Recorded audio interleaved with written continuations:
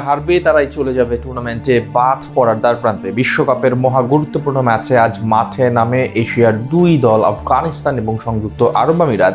আগে ব্যাট করতে নেমে মাঝারি পুঁজি পায় আরবের ব্যাটাররা, বিপরীতে আফগান ব্যাটিং ইউনিটও লড়াই করে নিজেদের সামর্থ্য অনুযায়ী। সেখান থেকে শেষ পর্যন্ত ম্যাচের ফলাফল নিয়ে বিস্তারিত জানবো রিপোর্ট।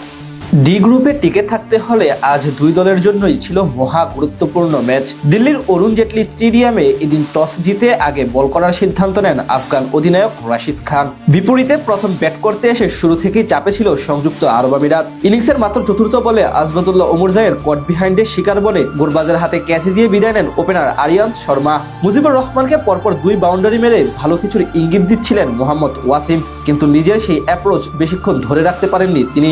মুজিবের বলেই এলবিডব্লিউর ফাঁদে পড়ে আউট হন এই ডানহাতি অভিজ্ঞ ব্যাটার। সেখান থেকে দলের হাল ধরেন সোহাইব খান এবং আলিশান শারাফু। পঞ্চম ওভারে জিয়াউর রহমান এসে দিয়ে যান 16 রান। পাওয়ার প্লে শেষে সংযুক্ত আরব আমিরাত তোলে 2 উইকেটের বিনিময়ে 55 রান। এরপর ধীরে ধীরে হাত খুলে খেলতে থাকেন এই দুজন। দশম ওভারে নূর আহমেদকে জোড়া ছক্কা হাঁকান তারা। দারুণ খেলতে থাকা আলিশান শারাফুকে ফিরিয়ে আফগান শিবিরে ব্রেক থ্রো এনে দেন মুজিবুর রহমান। তার বলে লং অফ অঞ্চলে ক্যাচ দিয়ে বিদায় নেন এই ব্যাটার। তিনি আউট হলে কিছুটা চাপে পড়ে যায় আরব আমিরাত। খানিক পরে হারায় সৈয়দ হায়দার এবং হার্ষিত কৌশিকের উইকেট। যদিও 16তম ওভারে প্রথম বলে রাহিদ খানকে বিশাল ছক্কা হাঁকিয়ে ব্যক্তিগত অর্ধশতক পূরণ করেন সোহাইব খান। অন্য প্রান্তে নিয়মিত বিরতিতে উইকেট হারালেও এক প্রান্ত আগলে রেখে ব্যাট চালাতে থাকেন তিনি। 18তম ওভারে আসে 18 রান। শেষ পর্যন্ত 48 বলে 68 রানের ইনিংস খেলে থামেন সোহাইব। অন্যদিকে 9 উইকেট হারিয়ে নির্ধারিত 20 ওভার শেষে 160 রানের পুঁজি পায় সংযুক্ত আরব আমিরাত। বল হাতে মাত্র 15 রান খরচ করে 4 উইকেট শিকার করেন pacer Azmatullah Omarzai.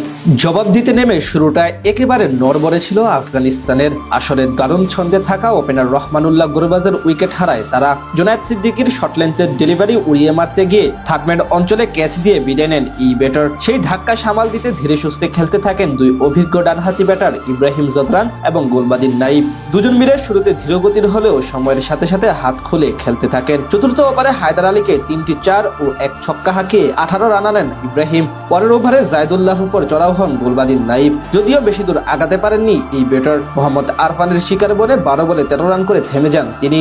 Power play শেষে আফগানদের স্কোরবোর্ডে জমা পড়ে 1 উইকেটের বিনিময়ে 41 রান। সেখান থেকে ইব্রাহিম জদরানের সাথে হাল ধরেন তরুণ সিদ্দিকুল্লাহ আতাল। তাদের ব্যাটে ভর করে বেশ ভালোভাবে আগাচ্ছিল তাদের রানের চাকা, কিন্তু 10ম ওভারে সিদ্দিকুল্লাহকে ফিরিয়ে আরব আমিরাতের ডাগ আউটে স্বস্তি এনে দেন জায়দুল্লাহ। শেষ 10 ওভারে আফগানিস্তানের প্রয়োজন ছিল 89 রান।